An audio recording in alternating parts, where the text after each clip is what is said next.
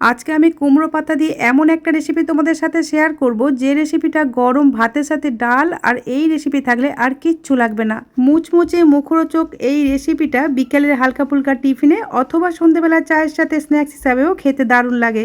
নমস্কার বন্ধুরা, বেঙ্গলি ওভেনে তোমাদের সবাইকে স্বাগত জানাই। প্রথমেই কুমড়ো পাতা দিয়ে রোল তৈরি করব, তার জন্য এখানে নিয়েছি কয়েকটা কুমড়ো পাতা। আর এই কুমড়ো পাতাগুলো যদি একটু কচি হয় তাহলে এই রোলগুলো কিন্তু খুব ভালো তৈরি হবে। রোলগুলো তৈরি করার জন্য পাতার বোঁটাগুলো আমাদের লাগবে না, তাই বোঁটাগুলোকে এইভাবে কাঁচি দিয়ে কেটে ফেলে দিয়েছি। এখন ওভেনের মধ্যে একটা প্যান বসিয়ে তার মধ্যে কিছুটা জল দিয়ে এই জলের মধ্যে দিয়ে দিলাম কিছুটা লবণ। জলটা যখন ফুটতে শুরু করবে ঠিক তার আগের মুহূর্তে ফ্লেমটা অফ করে দিয়েছি। এখন এই গরম জলের মধ্যে এই কুমড়ো পাতাগুলো ডুবিয়ে দিয়েছি। পাতাগুলো দুপিঠটাই উল্টে পাল্টে 1 মিনিট মতো গরম জলে ডুবিয়ে রেখে তারপর পাতাগুলো তুলে নেব। এইভাবে গরম জলের মধ্যে পাতাগুলো ডুবিয়ে রাখলে পাতাগুলো নরম হয়ে গিয়ে রোলগুলো শেপ দিতে সুবিধা হবে। তবে যদি বাড়িতে কুমড়ো গাছ থাকে তাহলে গাছের ডগার কচি কচি পাতাগুলো নিলে গরম জলে ডোবাবার কোনো প্রয়োজন নেই, ভালোভাবে ধুয়ে নিয়ে রোলগুলো তৈরি করে নেওয়া যাবে। আমি গরম জল থেকে পাতাগুলো তুলে জলটা ঝরতে দিয়েছি। জলটা ঝরতে থাক, ততক্ষণ এর ভিতরে যে পুরটা দেবো সেই পুরটা তৈরি করে নেব। তার জন্য ওভেনে একটা প্যান বসিয়ে প্যানের মধ্যে 1 টেবিল চামচ তেল ভালোভাবে গরম করে নিয়েছি। গরম তেলের মধ্যে দিয়েছি হাফ চা চামচ কালো জিরে। কালো জিরেগুলো ভালোভাবে ভাজা হয়ে গেলে দিয়ে দিয়েছি কিছুটা কুচানো কাঁচা লঙ্কা। এই ঝালের পরিমাণটা নিজেদের খুশি মতো বাড়িয়ে বা কমিয়ে নেবে। সাথে দিলাম কিছুটা কুচানো নারকেল।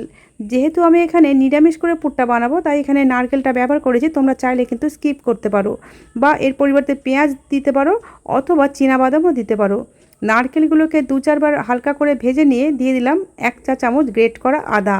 সব কিছুকে একসাথে 2-4 বার নাড়াচাড়া করে নিয়ে এর মধ্যে দিয়ে দিলাম 1 চা চামচ জিরে গুঁড়ো।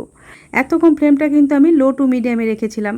এখন এর মধ্যে দিয়ে দিচ্ছি আগে থেকে সিদ্ধ করে রাখা আলুগুলোকে আমি হাত দিয়ে এইভাবে ভেঙে ভেঙে দিচ্ছি।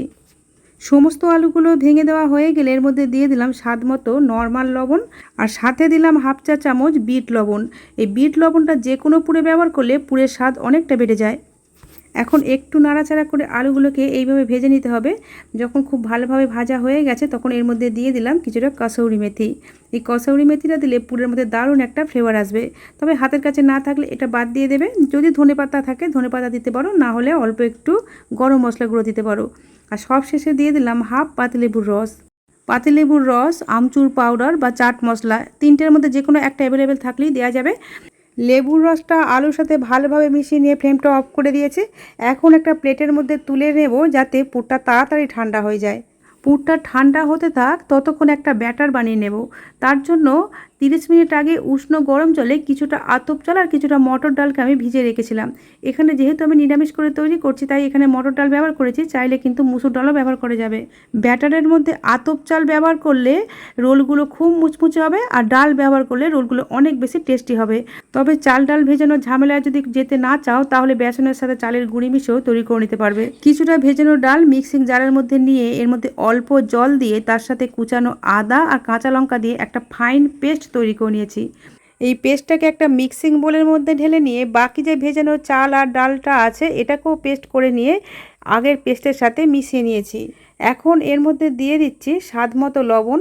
সাথে দিলাম হাফ চা চামচ হলুদের গুঁড়ো আর হাফ চা চামচ লাল লঙ্কার গুঁড়ো আর দিলাম হাফ চা চামচ গোটা জিরে।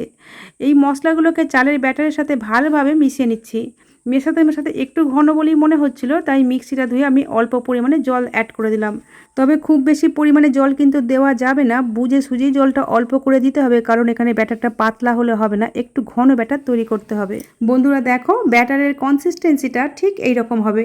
ব্যাটারটা রেস্টে রাখার কোনো প্রয়োজন নেই, যেহেতু চাল আর ডাল ভেজানো ছিল। এখানে রোলগুলো তৈরি করার জন্য যেটুকু সময় লাগবে এইটুকু সময় আমি সাইডে রেখে দিলাম। রোল তৈরি করার জন্য একটা জল ঝরানো কুমড়ো পাতা নিয়ে এইভাবে আলুর পুরটা দিয়ে দিচ্ছি। আর কুমড়ো পাতাটা কিন্তু উল্টো দিক করে নিয়েছি। রোলটা দেওয়া হয়ে গেলে পাতার দু সাইডটা এইভাবে ফোল্ড করে দিতে হবে। এইভাবে ফোল্ড করে দিলে তেলে যখন ভাজবো তখন ভিতর থেকে পুরটা বেরিয়ে আসার কোনো সম্ভাবনা থাকবে না। কিভাবে ফোল্ড করছি একটু লক্ষ্য করো বন্ধুরা। দু সাইডটা ফোল্ড করা হয়ে গেলে নিচের অংশটা ফোল্ড করে দিলাম, তারপর এইভাবে রোল করে নিতে হবে। আর রোলটা করার সময় হাত দিয়ে একটু চেপে চেপে রোলটা করতে হবে যাতে ভিতরে বাতাস না থাকে। এইভাবেই বাকি রোলগুলো তৈরি করে নেব। যে সকল বন্ধুরা আগে থেকেই আমার চ্যানেলটা সাবস্ক্রাইব করে রেখেছো তাদেরকে জানাই অসংখ্য ধন্যবাদ ও আন্তরিক ভালোবাসা। এখনও পর্যন্ত যদি ভিডিওটা লাইক করে না থাকো প্লিজ একটা লাইক করে দিও। তোমাদের একটা লাইক আমাকে অনেক বেশি উৎসাহিত করে আরও একটা নতুন ভিডিও বানাতে। বন্ধুরা দেখো, তোমাদের সাথে কথা বলতে বলতে সব রোলগুলোই তৈরি করা হয়ে গেছে। এদিকে ব্যাটারটা তো আগে থেকে রেডি করাই ছিল। এখন এগুলোকে ভেজে নেব। তার জন্য ওভেনে একটা প্যান বসিয়ে তার মধ্যে কিছুটা তেলকে খুব ভালোভাবে গরম করে নিয়েছি। এখন আগে থেকে তৈরি করে রাখা রোল এই আগে থেকে তৈরি করে রাখা ব্যাটারের মধ্যে খুব ভালোভাবে কোটিং করে নিয়ে গরম তেলের মধ্যে দিয়ে দিতে হবে।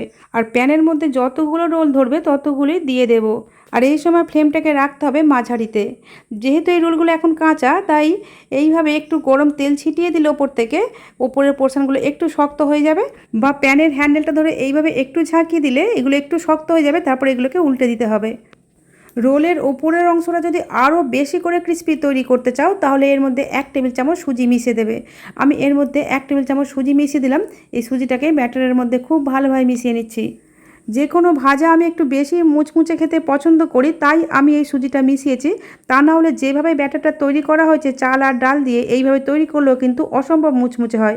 তাই সুজিটা না দিলেও চলবে। উল্টে পাল্টে মুচমুচে করে রোলগুলোকে ভেজে নিয়েছি। এখন তেল থেকে ছেঁকে তুলে নেব। বন্ধুরা দেখো কত লোভনীয় দেখতে হয়েছে।